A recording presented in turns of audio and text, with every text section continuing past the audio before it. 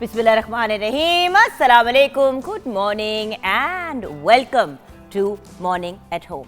मैं हूं चिकन कासिम और आज एक ऐसी खूबसूरत सुबह है कि मैंने सोचा कि रेड कलर पहन के ब्राइट एंड चेयरफुल मॉर्निंग होनी चाहिए। असल में होता ये है व्यूअर्स कि मंडे मॉर्निंग बहुत से लोग जो है ना ज़रा लो फील कर रहे होते हैं कि यार वीकेंड ख़त्म हो गया, वीकेंड का पता ही नहीं चला। वैसे तो ये बात सच ही है कि वीकेंड का पता ही नहीं चलता। घर के काम, बच्चे, अपने फैमिली के साथ टाइम गुजारना, क्योंकि ऑब्वियसली ड्यूरिंग द वीक सारे बिजी होते हैं, अपने अपने स्केड्यूल्स, अपने अपनी चीज़ों को फॉलो कर रहे होते हैं। फिर वीकेंड पे मामा की तरफ भी जाना है, इन-लॉज़ की तरफ भी जाना है, अगर कोई फ्रेंड्स एंड फैमिली में कोई ऐसा ओकेजन, कोई ऐसी चीज़ है उनको भी कवर करना है। और ये वीकेंड भी मेरे लिए वर्किंग वीकेंड था, सो काफ़ी हेक्टिक रहा। आपका वीकेंड कैसा गुजरा? आज कॉल करें, हमारे साथ शेयर करें on our program morning at home और बताएं कि आपका वीकेंड कैसा गुजरा और क्या मज़े की एक्टिविटीज़ आपने की ऑन द वीकेंड। 042992000648 पे आप कॉल कर सकते हैं एंड मॉर्निंग एट होम जो है हमारा फेसबुक का पेज है, तो आप पार्टिसिपेट कर सकते हैं हमारे प्रोग्राम में। अच्छा व्यूअर्स, बढ़ते हैं किचन की तरफ, रेसिपी ले लेते हैं क्योंकि आज मैंने बड़ी एक सीरियस कॉन्वर्सेशन आप लोगों के साथ करनी है।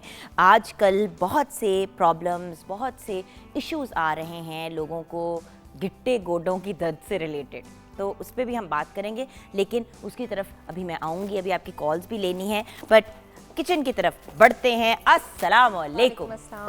शेफ बाहसन, कैसी हैं आप? मैं बिल्कुल ठीक, आप कैसी हैं? मैं बिल्कुल ठीक हूँ। आज तो आप मिट्टी की हांडी लेके आई हैं। यस, बिल्कुल। खैरियत है जी, आज हम बना रहे हैं चिकन पनीर रेशमी हांडी। चिकन पनीर रेशमी हांडी। Yes, creamy and rich. तो इसमें होता क्या क्या है? बस पनीर? इसमें नहीं, क्रीम चीज़ भी होती है, बट उसके साथ साथ दूध, क्रीम, रेगुलर क्रीम, दही एंड हरी मिर्चों की पेस्ट, धनिए की पेस्ट, ये सब कुछ और रहेगा। इसमें कोई मीट होता है या वेजिटेरियन? चिकन। चिकन चिकन आप इसको मीट से तो भी खैर बना सकते हैं। आपकी फेवरेट जी काइंड ऑफ बिल्कुल। मीट है ना? यस, बिल्कुल। वेजिटेरियन लोग इसमें वेजिटेबल्स डाल सकते हैं। इसमें हम वो भी डालेंगे, capsicum and onion. Okay. Yes, so it's not just chicken, it's chicken with capsicum and onion. अच्छा, रेसिपी बताओ जरा, पता चले ना इसमें जा क्या इसमें क्या क्या है। बिल्कुल, चिकन पनीर रेशमी हांडी के लिए आपको चाहिए चिकन बोनलेस 1 किलो, अदरक लहसुन का पेस्ट 1 खाने का चम्मच, क्रीम के 2 पैकेट, क्रीम दही आधा कप, दूध 50 मिलीलीटर, क्रीम चीज़ आधा कप। ये आपने लेनी है जार वाली, जो इजीली अवेलेबल है। जार वाली अगर ना मिले तो फिर आप चैडर चीज़ भी यूज़ कर सकते हैं। इसके साथ आपको चाहिए नमक हस्बे जायका, सफ़ेद मिर्च 2 खाने के चम्मच, गरम मसाला 1 खाने का चम्मच, प्याज 2 अदद, शिमला मिर्च 2 अदद और गार्निशिंग के लिए धनिया और हरी मिर्चें। That's it. वंडरफुल। और इसका मेथड मैं आपको बता देती हूँ। क्यूब्स में या जूलियन आपने चिकन कट कर लेना है, उसको आपने थोड़ा सा हल्का सा मैरिनेट कर लें सफ़ेद मिर्च, नमक और गरम मसाले के साथ। उसको आपने एक पैन में पका लेना है अलग से, या बेशक हांडी में ही पका लें या हांडी बाद में यूज़ कर लें। पहले चिकन को सिर्फ आपने हाफ़ कुक करना है किसी भी पैन में। फिर हांडी में आपने ऑयल डाल के उसमें अदरक लहसुन का पेस्ट डालना है, जो आपने अनियंस को कट करना है जूलियन शेप में, कैप्सिकम को भी जूलियन शेप में। अनियंस डाल के तेज़ आंच पे और चिकन डाल के अच्छे से भून लेना है।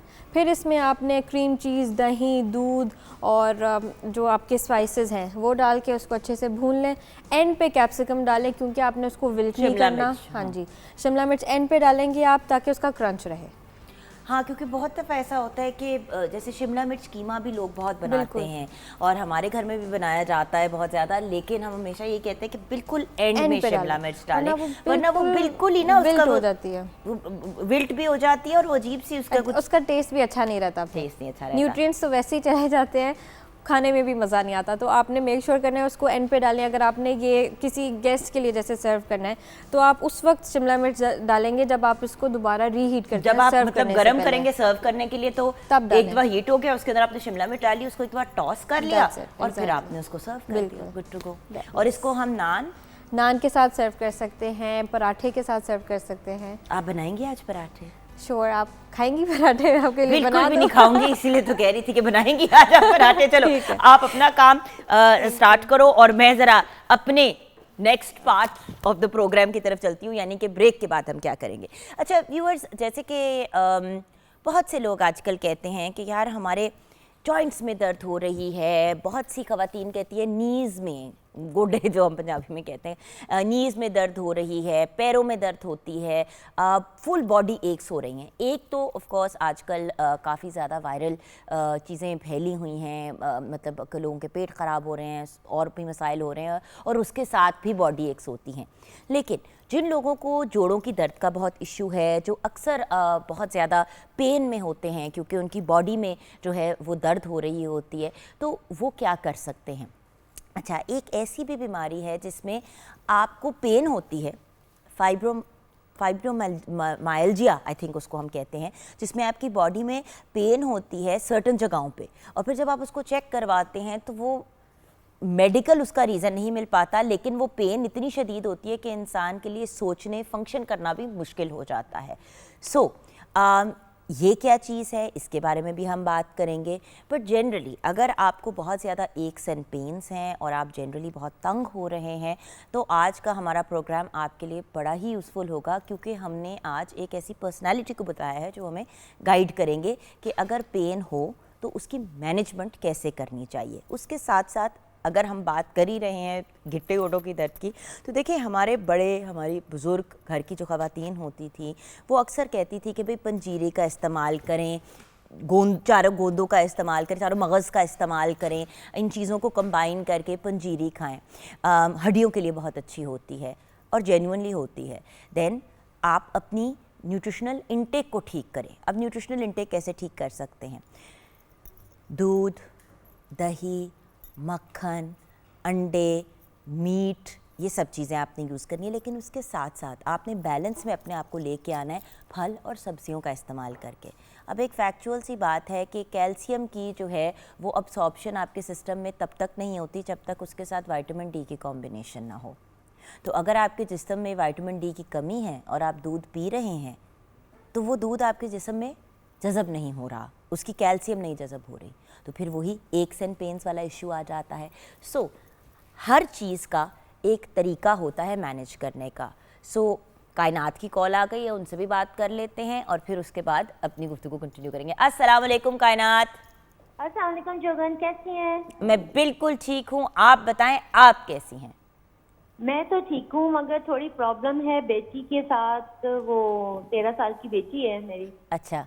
तो तकरीबन वो हफ्ते में 3-4 बार जब वो उनको पाँव में दर्द हो रहा होता है, तो वो मतलब इस एज में 13 इयर्स में उनको इतना पाँव में दर्द, रोजाना सुबह उठती हैं तो पाँव में दर्द, कभी रात शाम में पाँव में दर्द। अच्छा, मैं आपको एक बात बताती हूँ। मेरे साथ ये होता था जब मैं छोटी थी ना, तो मुझे अक्सर टांगों में बहुत ज़्यादा पेन होती थी, अभी भी होती है। उस एज पे डॉक्टर्स ने कहा कि भाई इसको ग्रोइंग पेन्स है। मुझे इसलिए याद है क्योंकि मैं चीखे मार के रोती थी रात को कि मुझे इतनी दर्द हो रही होती थी। अच्छा। बाद में पता चला कि मेरे पाँव जो हैं वो बिल्कुल फ्लैट हैं। अपनी बेटी का चेक करें, क्या आपकी बेटी कहीं आपकी बेटी फ्लैट फुटेड तो नहीं है? क्योंकि फ्लैट फुटेड का मतलब ये है कि बिल्कुल पैर ऐसे सीधा होता है। नॉर्मली ऐसे होता है ना पाँव, ऐसे करके। अगर पैर बिल्कुल फ्लैट होता है ना, तो फिर उसका बड़ा प्रेशर आपकी लेग्स एंड बोन्स पे पड़ता है। और मैं ज़रूर रेकमेंड करूँगी कि पीडियाट्रिशियन जो बच्ची के डॉक्टर हैं उनके पास तो लेके जाएं, लेकिन उसके साथ साथ ज़रूर किसी ऑर्थोपीडिक स्पेशलिस्ट के पास लेके जाएं जो हड्डियों के एक्सपर्ट हैं। देखिए, यहाँ पे तो हम गाइडेंस देंगे कि अगर पेन होती है तो क्या करना चाहिए, लेकिन पेन एक इंडिकेशन है किसी और प्रॉब्लम की। पेन खुद प्रॉब्लम नहीं है। पेन इसलिए हो रही है क्योंकि जिस्म का कोई हिस्सा जो है वो आपको तंग कर रहा है। तो प्लीज़ डेफिनेटली चेकअप कराएं। मेरा अगर राइट एज पे डायग्नोज हो जाता तो प्रॉपर वो आर्च वाली चीज़ें पहना के मेरा जो है वो पाँव का आर्च बन जाता, बट अब इस एज और इस स्टेज पे नहीं हो सकता। ज़रूर चेक कीजिएगा कि कहीं उसके पैर फ्लैट तो नहीं है। आपको फ्लैट फुट का समझ आ गई ना, कि अगर बच्ची पाँव रखे ना तो पूरे पाँव का निशान बनेगा, यानी कि वो फ्लैट फुटेड है। तो फ्लैट फुटेड बच्चियों को बहुत पेन होती है टांगों में। अच्छा जुगन, प्लीज डॉक्टर से पूछिएगा कि इस एज में हम बच्चों को क्या पैनाडोल टैबलेट दें या ब्रोफेन सिरप दें, क्या दिया करें, ज्यादा अच्छा क्या रहता है? वैसे पैरासिटामोल ज़्यादा रेकमेंडेड होता है। ये तो मैंने भी डॉक्टर से पूछा है कि बच्चों को जो बिल्कुल लोएस्ट लेवल होता है ना पेन किलर का, वही देना चाहिए, और वो होती है पैरासिटामोल। अगर ज़्यादा सीवियर प्रॉब्लम हो और फीवर फॉर एग्जांपल रोटेशन में चल रहा हो तो आइबुप्रोफेन जो है सेकंड ऑप्शन पे आता है। ये तो पीडियाट्रिशियन से मैंने बड़ी दफ़ा पूछा है, लेकिन कायनात, मसले का सबसे पहले हल ढूंढो, जड़ क्या है, पहले आप जड़ ढूंढो और उस प्रॉब्लम को रिजॉल्व करो, क्योंकि जान आगे जाके ज़्यादा सीरियस कोई प्रॉब्लम ना हो जाए ना। एक दफ़ा चेकअप करा लो, अल्लाह इंशाल्लाह खैर करेगा, और कोई छोटी मोटी चीज़ ही होगी जिसको अल्टर करना होगा। हो सकता है कि कोई विटामिन्स न्यूट्रिएंट्स की कमी हो, you know what I mean. Yes, अच्छा, वीकेंड बताओ कैसा था? वीकेंड बहुत अच्छा था। क्या हमारा किया? weekend बहुत अच्छा होता है माशाल्लाह। हम घूमे फिरे, हमने बहुत अच्छा खाया, बच्चों को जो फरमाइशें पूरी की, बस मजे किए, अल्लाह शुक्र है। चलो, आई एम सो ग्लैड कायनात, thank you so much for calling. और जानी प्लीज़ चेकअप करवा लेना प्रॉपर्ली। और हम अभी यहाँ पे भी बात करेंगे कि कौन से वाले जो पेन किलर्स हैं, कौन सा सॉल्ट जो है वो ज़्यादा सूटेबल होता है। लेकिन आजकल पैरासीटामोल की प्रोडक्शन भी जो है वो पाकिस्तान में रोक दी गई है, कुछ सप्लाई का इशू है, अल्लाह करे कि वो भी जल्द रिजॉल्व हो जाए। बट हमें ब्रेक की तरफ जाना है। ब्रेक के बाद जब वापस आएंगे तो पेन मैनेजमेंट पे बात करेंगे। लेकिन व्यूअर्स, मैं बार बार एक ही बात कहती हूँ कि देखिए, दर्द के लिए दवा लेने की समझ आती है, लेकिन बग़ैर दर्द के दवा लेना, जस्ट इसमें कि यार मुझे तो हर रोज़ ही दर्द होती है तो मैं हर रोज़ ही ले लूँ। बहुत से ऐसे लोग हैं जो पेन किलर डेली इस्तेमाल करते हैं। प्लीज़, पेन किलर पेन को किल करने के लिए होता है, हर रोज़ लेने के लिए नहीं होता। हर रोज़ आपने सिर्फ तब लेना है जब आपको डॉक्टर रेकमेंड करता है। और कोई भी दवाई आप अगर कॉन्स्टेंटली लेते रहेंगे तो उसने आपके किडनीज़ के थ्रू फिल्टर होना है और आपके पूरे ऑर्गन्स के थ्रू गुजरते हुए जाना है। सो बी केयरफुल। छोटी सी ब्रेक के बाद वापस आएंगे, पेन मैनेजमेंट पे बात करेंगे। आप हमारे साथ रहिएगा।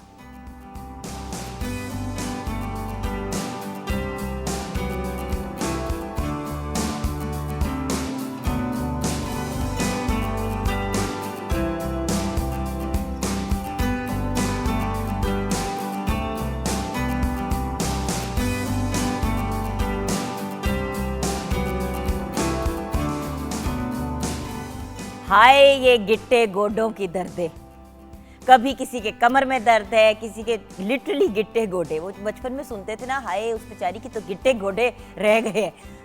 आई डिडंट रियलाइज कि एक ऐसा वक्त भी आएगा कि हर बंदा ये कंप्लेन करेगा कि हाय हर वक्त दर्द हो रही होती है। किसी के सर में दर्द है, किसी के शोल्डर्स में दर्द है, किसी के बाजुओं में दर्द है, किसी की फिंगर्स में पेन है, नीज में, बैक में, मतलब दर्दो दर्द लोग हैं। क्यों? ये आज हमें गाइडेंस देंगे डॉक्टर शहजाद करीम भट्टी।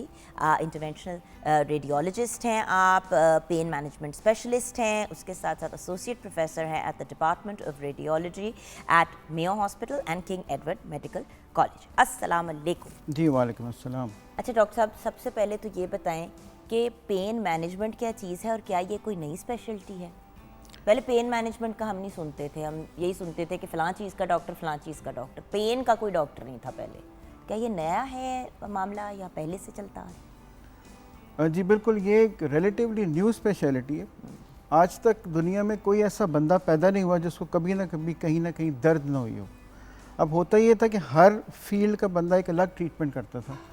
अब एक नई स्पेशलिटी ये डेवलप हुई है कि बॉडी के किसी भी पार्ट में पेन है तो एक बंदे को डील करना चाहिए, तो उसको पता हो उसने कौन सी दवाई दी है, कैसे ट्रीटमेंट किया है, कौन सी उसको एक्सरसाइज बताई है, ताकि उसको एक सिंक्रोनसली मैनेज किया जा सके।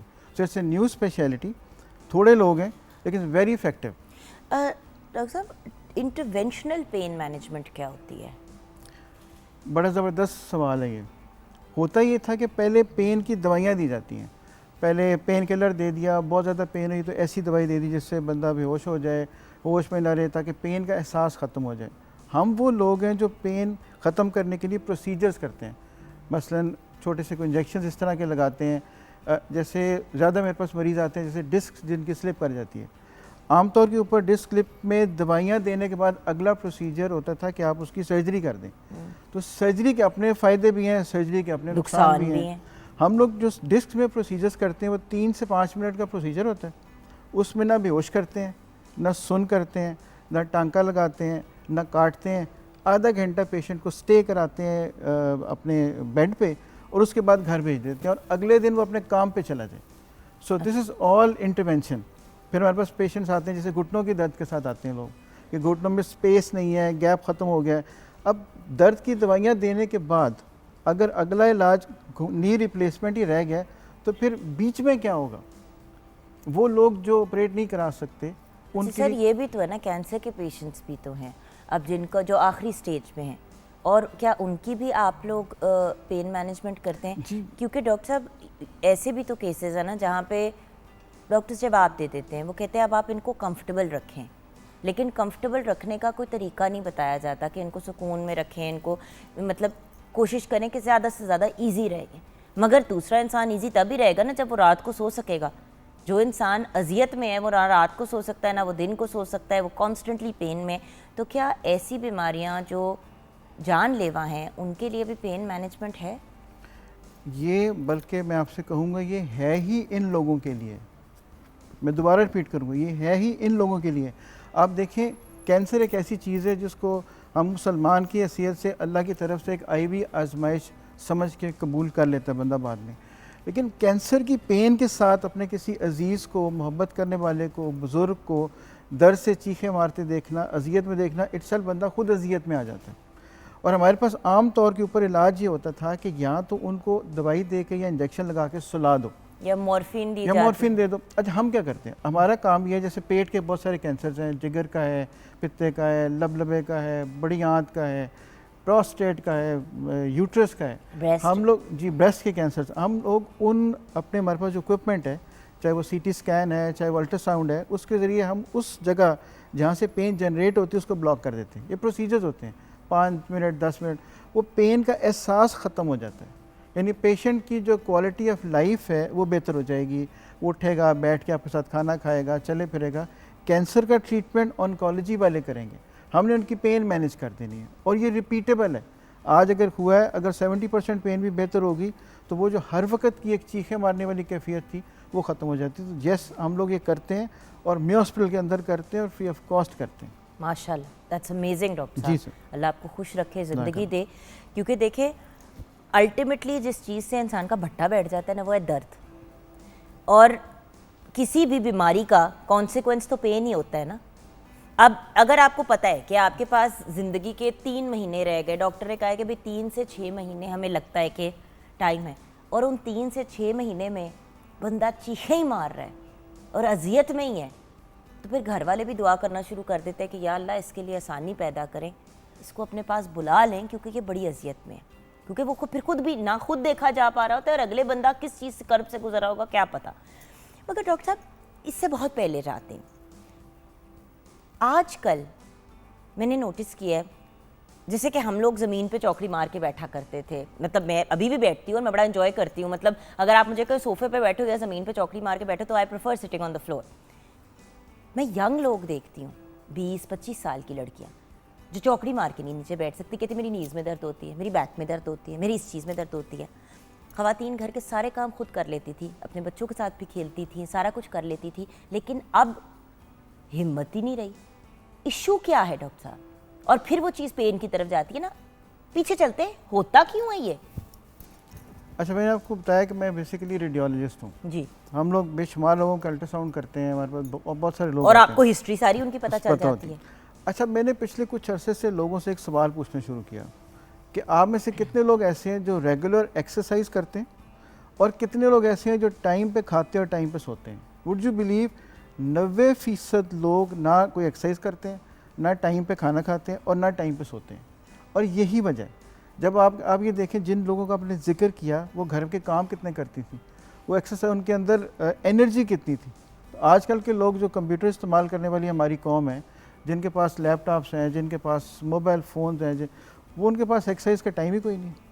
मेरे पास एक बच्चा आया जो उस समय पूछा, यार तुम स्पोर्ट्स क्या करते हो? कहते जी मैं फ़ुटबॉल खेलता हूँ। मैं कहा यार तुम्हारी हालत फ़ुटबॉल वाली नहीं लग रही खेलने वाली। कहता सर मैं नेट पे खेलता हूँ। ये आलम है। यू सी, अब स्पोर्ट्स भी बच्चों को लगता है कि वो खेल रहे हैं। हाँ। खेलने का मतलब है एक्चुअली फिजिकली जाके उछल कूद करना। एंड देखिए 3-4 महीने के बच्चे के हाथ में मोबाइल पकड़ाया जाता है, वो बच्चा उसी एज से 3-4 महीना के, अब तो कुछ दिनों के बच्चे के सामने लोग म्यूज़िक और इस तरह की चीज़ें लगा देते हैं। बच्चों को एक लत, एडिक्शन की लेवल पे बच्चे ऑब्सेस हो जाते हैं। उसके बाद ना वो खेलते हैं, ना वो दौड़ते हैं, ना ही कुछ और करते हैं। और जेन्युइनली आपने बिल्कुल सही बात की है कि मैं फ़ुटबॉल खेलता हूँ। अच्छा क्या खेलते हो? फीफा खेलता हूँ ऑनलाइन। फ़ायदा क्या हुआ? अच्छा, अब डॉक्टर साहब एक एक चीज़ की तरफ बढ़ते हैं। सबसे ज़्यादा ख़वातीन में सुना जाता है कि बैक पेन है, इसके पीछे रीज़न क्या है और इसका इलाज क्या है? अच्छा, बैक पेन की ना 2 किस्में होती हैं। मैं आपको पहले एक जो हमारी अक्सर ख़वातीन आती हैं 90% उनके बारे में आपको बताता हूँ। होता क्या ये कि हमारी पेन होती है उसको हम कहते हैं फाइब्रोमाइल्जिया, पट्ठों की दर्द। मैं इसी की बात करी थी कुछ देर हाँ। पहले, फाइब्रोमाइल्जिया। जी। और डॉक्टर साहब अच्छा, लोग उसको मानते ही नहीं है। नहीं, सुने ना, अब होता क्या है, फाइब्रोमाइल्जिया आमतौर पे दर्द होती है गर्दन के पीछे, कंधों के दरमियान और बिल्कुल गर्दन के निचले वाले हिस्से में। ये दर्द ना तो किसी एक्सरे में आती है, ना अल्ट्रासाउंड में, ना ब्लड के टेस्ट में, ना एमआरआई में। बीबी बेचारी चीखें मारी होती है और मियाँ और घर वाले कह रहे होते हैं कि तुम ड्रामे करती हो। हालांकि ऐसा नहीं है, ये दर्द है, एग्जिस्ट करती है, हम इसको डायग्नोज करते हैं, इसको हम ट्रीट करते हैं।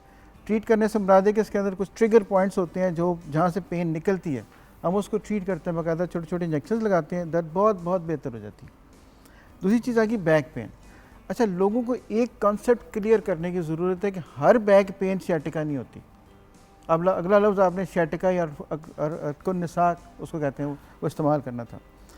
अब बैक पेन की 3-4 किस्में हैं, अब हमें उसको डायग्नोस करना है और ये तमाम की तमाम ट्रीटेबल हैं, तमाम की तमाम ठीक हो सकती हैं। किसी सर्जरी की मोस्ट ऑफ द टाइम, किसी ऑपरेशन की, बेहोश करने की कोई ज़रूरत नहीं है। सिर्फ उसको आप डायग्नोस कर लें प्रॉपर्ली और उसको 2-3 छोटे छोटे इंजेक्शन लगा दें, प्रोसीजर वो ठीक हो जाता पर है। डॉक्टर साहब एक बात बताएं, अगर फाइब्रोमाइल्जिया आप किसी भी तरह से डायग्नोज नहीं कर सकते, इन द सेंस के मतलब ना अल्ट्रासाउंड में आता है ना, तो फिर वो होता क्यों है? ये देखिए, जिस्म में कोई भी चीज़ ऐਵੇਂ ही तो नहीं होती ना।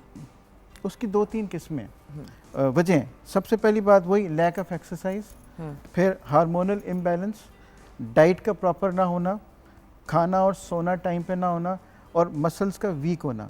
ये वो तमाम चीज़ें हैं जो हमारी आम तौर पे घर में जो काम करने वाली ख़वातीन और ख़ास तौर पे जो लॉन्ग सिटिंग आवर्स जो ऑफिस में काम करती हैं उनको भी ये दर्दें शुरू हो जाती हैं। जब हम किसी चीज़ के एहतियात नहीं करेंगे, प्रॉपर डाइट नहीं लेंगे, प्रॉपर विटामिन्स नहीं लेंगे, वॉक नहीं करेंगे, एक्सरसाइज नहीं करेंगे, तो फिर ये चीज़ें बढ़ती चली जाती हैं और वो वक्त आता है जब आपके साथ ये कंट्रोलेबल नहीं रहती। लेकिन अगर इनको शुरू से देख लिया जाए या पहचान लिया जाए तो ये ट्रीटेबल है और ये फाइब्रोमाइल्जिया से बचा जा सकता है। मैं तो उस सूरत की बात कर रहा हूँ कि अगर ट्रीट नहीं हो रहा तो उसको ट्रीट किया जा सकता है। और ये पहली बात, ये मानने, घर वालों को मनवाने की ज़रूरत है कि वाकई मसला है, इस मसले को हल कराओ तो आपकी बहुत सारी दर्दें बच जाएंगी, घर में लड़ाइयाँ कम हो जाएंगी। तो डॉक्टर साहब, अब बात यह है कि क्या यूरिक एसिड और ज़्यादा वेट की वजह से भी पेन के इश्यूज हो सकते हैं? बिल्कुल, यूरिक एसिड और वेट दोनों आपस में इंटर रिलेटेड भी हैं और ये पेन की बहुत बड़ी कॉज है। और ख़ास तौर पे वो लोग जिनको रात को दर्दें शुरू हो जाती हैं, आधी रात के बाद पाँव में दर्द शुरू हो गई, टांगों में दर्दें शुरू हो गई। बल्कि डॉक्टर साहब, अभी एक खातून अभी कायनात की कॉल आई थी आपके सेगमेंट से पहले और वो कह रही थी कि मेरी बेटी के ना अक्सर रात को या सुबह जो है, मतलब नाइट के टाइम टिल मॉर्निंग जो है, टांग में बड़ी दर्द होती है। 13 साल की है। तो मैंने इनको यही कहा, पहले तो उनके पैर चेक करवा लें कहीं फ्लैट फुटेड तो नहीं है, क्योंकि मैंने सारी ज़िंदगी अजियत से गुजरी डॉक्टर साहब। अच्छा। और बड़ा अरसा जाके बाद पता चला कि मेरा पाँव ही फ्लैट है, मेरे दोनों पाँव बिल्कुल फ्लैट है। अब मैं जब ज़मीन पे पैर रखती हूँ ना तो बिल्कुल एग्जैक्ट पूरा पाँव का प्रिंट बन जाता है।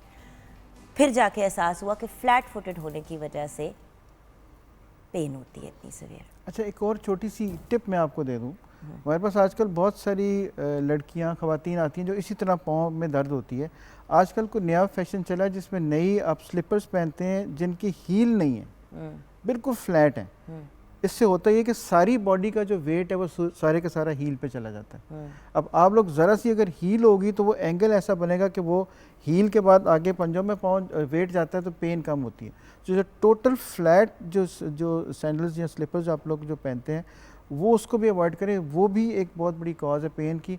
असल में वजह वो होती है, फिर बाकी दवाइयाँ चलनी बट शुरू हो जाती कितनी हैं। को एडी होनी चाहिए डॉक्टर साहब? कंफर्टेबल हो, जो आपके लिए कंफर्टेबल इतनी हो, को ना, हाँ, जो आप 1 हाँ। इंच 1.5 इंच की। हम ये नहीं कह रहे कि आप हील पहने, लेकिन 1-1.5 इंच की ज़रूर पहने ताकि थोड़ा सा वेट बैलेंस हो जाए। अच्छा डॉक्टर साहब, छोटी सी ब्रेक की तरफ जाएंगे। ब्रेक के बाद जब वापस आएंगे तो एक एक तस्वीर दिखाएंगे और उस पर फिर आप एक्सप्लेन कीजिएगा कि ये किस किस्म की चीज़ है और इसके लिए क्या हो सकता है। एक्चुअली पेन मैनेजमेंट के लिए भी डॉक्टर साहब लोग आते हैं बड़ा कतराते हुए कि यार जाएंगे और उन्होंने कहना ऑपरेशन कर दो, जाएंगे तो इतनी दवाइयाँ दे देंगे।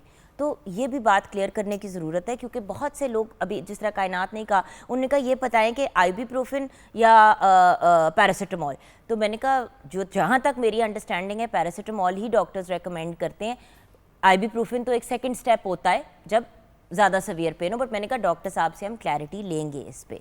तो हम छोटी सी ब्रेक के बाद डॉक्टर साहब ये भी आपसे जानेंगे कि अगर ऑफ द काउंटर लें तो कौन सा वाला सॉल्ट हमें लेना चाहिए, ब्रेक के बाद।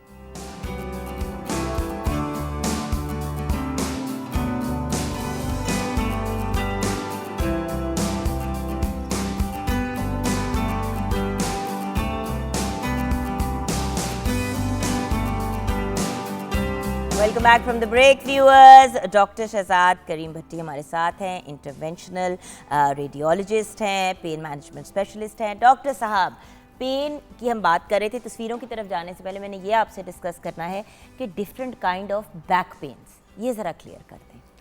असली बैक पेन की ना बहुत सारी किस्में होती हैं। अब जो कमर की दर्द टांग में चली जाती है उसको आमतौर के ऊपर हम लोग सियाटिका डायग्नोज कर देते हैं।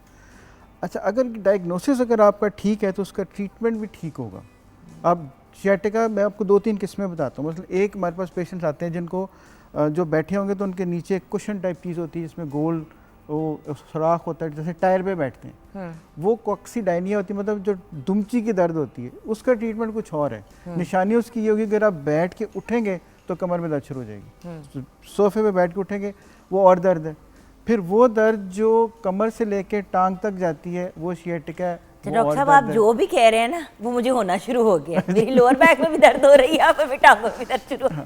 अच्छा, ये साइकोसोमैटिक भी होता है। साइकोसोमैटिक भी होता है, बिल्कुल। मतलब आपका दिमाग आपको ऐਵੇਂ कह रहा होता है कि ये पेन, अच्छा पेन एक ऐसी चीज़ है, मैं बीच में आपको बताता हूँ, जो मेजर नहीं हो सकती। आपका ब्लड प्रेशर मेजर हो सकता है, यूरिक एसिड मेजर हो सकता है, शुगर लेवल मेजर हो सकता है। पेन का थ्रेशोल्ड हर बंदे का फर्क है ना? थ्रेशोल्ड, और एक बंदे का पेन का थ्रेशोल्ड एक वक्त से लेके दूसरे वक्त में भी मुख्तलिफ हो सकता है। सो बैकएक को पहचानना ज़रूरी है कि बैकएक किस किस्म की है। फिर ये तमाम की तमाम ट्रीटेबल हैं, हम इनको ट्रीट कर सकते हैं विदाउट सर्जरी। सर्जरी की नौबत बहुत देर तक आती है। अच्छा, अब सिर्फ ये ख्याल रखना चाहिए, हमारे पास जितने हम लोग, ये एक मिसल मशहूर है कि हमारा हर बंदा जो है वो डॉक्टर है और डॉक्टर के सामने हर बंदा जो है वो मरीज़ है। अब होगा ये कि जो लोग आपको नुस्खे बताएंगे ये भी इस्तेमाल करो, ये भी इस्तेमाल करो, उनमें से अक्सरियत गलत होती है। और ओवर द काउंटर के मतलब सिर्फ एक बात मेरी गौर से सुन लीजिएगा कि there are certain red flags, जब वो शुरू हो जाए तो अपनी डॉक्टरी फ़ौरन बंद कर देनी चाहिए। मसलन अगर कोई दर्द, कमर दर्द की दवाई ले रहा है और उसको पता लगे कि मुझे कमज़ोरी शुरू हो गई है, यानी मेरी टांग मेरे काबू में नहीं रही है, बुखार होना शुरू हो गया है, दर्द कंट्रोल में नहीं आ रही है, या पेशाब पखाने का कंट्रोल ख़त्म होना शुरू हो गया, ये वो टाइम है जब आपने फ़ौरन अपनी डॉक्टरी बंद करनी है और जाके किसी प्रोफेशनल को दिखाना है, इससे पहले कि अव्वल तो अपनी डॉक्टरी करनी क्यों है। मेरा पॉइंट सिर्फ इतना है कि डॉक्टर साहब इनिशियल स्टेज पे किसी भी प्रॉब्लम को पकड़ लें, उसका बेहतरीन हल आपको मिल जाता है। जब बेड़ा गर्क हो जाता है तब हम डॉक्टर के पास जाते हैं और फिर डॉक्टर भी सर पकड़ लेते हैं कि पहले तो हम इनको नॉर्मल स्टेज की तरफ लेके आएँ। और कुछ चीज़ें ऐसी होती हैं डॉक्टर साहब, आपको पता है कि जब आप बहुत ज़्यादा बिगाड़ देते हैं तो फिर आप उसकी पेन ही मैनेज कर पाते हैं, आप वापस नहीं लेके जा सकते। Exactly. तो अपनी डॉक्टरी व्यूअर्स नहीं मारनी, नहीं, प्लीज़। पेन है, एक दफ़ा चेकअप करा ले, डॉक्टर से आपको एटलीस्ट एक गो हेड मिल जाए, उसके बाद फिर आप देखें। मतलब बात ये कि डॉक्टर साहब हर कोई अपने घर में बैठा हुआ डॉक्टर है, विकिपीडिया पे जाते हैं, ऑनलाइन जो है वो देखते हैं और वेब एमडी टाइप चीज़ों से जो उनको जवाब मिलता है वो उसको कर लेते हैं। एक और भी है, अगर आप किसी मेडिकल स्टोर पे चले जाएं और वहाँ पे जाके आप किसी कोने में 5 मिनट के लिए खड़े हो जाए तो वहाँ पे बेशुमार लोग आएंगे जो स्टोर वाले से पूछेंगे कि मुझे ये मसला है, इसकी दवाई दे दो, और वो आगे से दे देगा। अब हर दवाई देने की कोई वजह है और ना देने की भी कोई वजह है। और व्यूअर्स याद रखें, मैंने बड़ी दफ़ा देखा है कि लोग जाके इस तरह कहते हैं और कहते हैं डॉक्टर साहब ये जो लोग काम कर रहे होते हैं फार्मेसी पे, अनलेस वो फार्मासिस्ट हो, फार्मासिस्ट भी डॉक्टर नहीं होता, राइट? एग्जैक्टली। वो आपको दवाई प्रिस्क्राइब वो दे सकता है, लेकिन वो प्रिस्क्रिप्शन के बेस पे जो आपको डॉक्टर ने लिख के दी है। अब एक इंसान है, उसको डायबिटीज़ है, उसको हाई ब्लड प्रेशर है और उसके 1-2 और मसाइल हैं, और वो जाता है और कहता है कि जी मेरा गला ख़राब है, मुझे दवाई दे दें कोई गले की। भाई आप अपने मॉलेज के पास जाएं, क्योंकि उसको आपकी मेडिकल हिस्ट्री पता है। क्योंकि फार्मेसी वाले तो कहेंगे अच्छा गला ख़राब है, गले ख़राब की जो सबको दे रहे हैं दवाई वो तुम्हें भी दे देते हैं। ऐसे ही है जिस तरह हर इंसान यूनिक है उसी तरह उसका डायग्नोसिस यूनिक है, राइट डॉक्टर साहब? जी बिल्कुल सही। अच्छा, अब कुछ तस्वीर देखें डॉक्टर जी, साहब, और उन पे भी हम बातचीत करते हैं, बिकॉज हमारे पास बहुत सी तस्वीरें हैं ऑफ डिफरेंट एरियाज। अब जैसे कि ये शोल्डर फ्रोज़न शोल्डर, और ये वैसे कंधे की दर्द जो है अक्सर लोग कंप्लेन करते हैं, ये क्यों होती है और इसकी पेन मैनेजमेंट क्या है डॉक्टर साहब? अच्छा, फ्रोजन शोल्डर की निशानी ज़रूरी है, वो आपको बेसिक ये जो हम देख रहे हैं तस्वीर, क्या ये फ्रोजन शोल्डर की? ये फ्रोजन शोल्डर। अच्छा, उसमें होता है कि अगर आपको ये महसूस हो कि मुझे कपड़े बदलने में प्रॉब्लम हो रही है, कंघी करने में प्रॉब्लम हो रही है, साबुन लगाने में प्रॉब्लम हो रही है, और मेल जो हजरात हैं उनको पर्स अपना निकालने में प्रॉब्लम हो रही है, इसका मतलब है कि आपका ये जो सिचुएशन है फ्रोजन शोल्डर की तरफ जा रही है। इसके बाद इसमें कुछ मसल्स होते हैं जो बाज़ औक़ात इंजर हो जाते हैं, उसकी भी पेन इससे मिलती जुलती पेन होती है। ये तमाम चीज़ें डायग्नोज हो जाती हैं और ये तमाम चीज़ें ट्रीट हो जाती हैं। और हर फ्रोज़न शोल्डर के लिए स्टीरॉयड इंजेक्शंस लगाना ज़रूरी नहीं होते, हर फ्रोज़न शोल्डर के लिए सर्जरी करना ज़रूरी नहीं होता। अब हम जो पेन मैनेजमेंट वाले काम ये करते हैं कि अल्ट्रासाउंड के ज़रिए छोटे छोटे इंजेक्शंस लगाते हैं जो स्किन में लगते हैं, जिसके लिए कोई deep high dose of steroid भी ज़रूरी नहीं है, और ये ट्रीटेबल हैं, ये ठीक हो जाते हैं, ये बेहतर हो जाते हैं। उसके साथ आप थोड़ी सी एक्सरसाइज कर लें, अपनी डाइट बेहतर कर लें, तो ये तमाम चीज़ें फिजियोथेरेपी कर लें तो ये ठीक हो सकती हैं। तो ये जो आपने तस्वीर दिखाई है फ्रोजन शोल्डर की, और व्यूअर्स अक्सर ख़वातीन, मर्द हजरात भी, ख़वातीन सबसे ज़्यादा कहती हैं मुझे फ्रोज़न शोल्डर हो गया है। अब फ्रोज़न शोल्डर अगर हो गया, पूछो कि आप क्या करें, कुछ नहीं, बस डॉक्टर ने कहा है कि दवाइयाँ लें। भाई सिर्फ दवाइयों से तो कख नहीं होना, ऐसे ही है। इंटरवेंशन करेंगे तो कुछ बेहतरी की तरफ जाएगा, वरना आपने दवाइयाँ खाई, उसको जितना नम कर सके किया, लेकिन फिर भी पेन नम नहीं होगी। अब और बेशुमार लोग आते हैं जिनका वज़न ज़्यादा है, तो वो भी है कि डॉक्टर साहब को दवाई बता दें कि वेट कम हो जाए। इतना वज़न के लिए थोड़ी जान मारनी पड़ेगी, मेहनत करनी पड़ेगी, तब वेट कम पड़ेगा, तो वो कोई भी नहीं करता। तो तमाम वो है कि दवाई बता दो, ये ठीक। और ये फ्रोजन शोल्डर की थोड़ी सी एक्सरसाइज टाइम पे कर ली जाए तो ये फ्रोजन शोल्डर होगा नहीं, और ये रिवर्सेबल एक हद तक ठीक, ये ठीक हो सकता है। नेक्स्ट पिक्चर देखते हैं। अब हमारे पास जो नेक्स्ट पिक्चर है, ये क्या है डॉक्टर साहब?